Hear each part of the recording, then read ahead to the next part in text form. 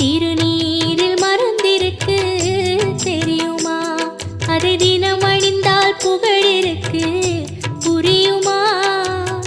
கந்தன் திருநீரில் மறந்திருக்கு தெரியுமா? அதை தினம் அணிந்தால் புகழிருக்கு புரியுமா? கந்தன் திருநீரில் மறந்திருக்கு தெரியுமா? நெற்றிக் கண்ணில் பிறந்தவனே தெரியுமா? அவனை சுற்றி வந்தால் பலர் இருக்கு புரியுமா? நெற்றிக் கண்ணில் பிறந்த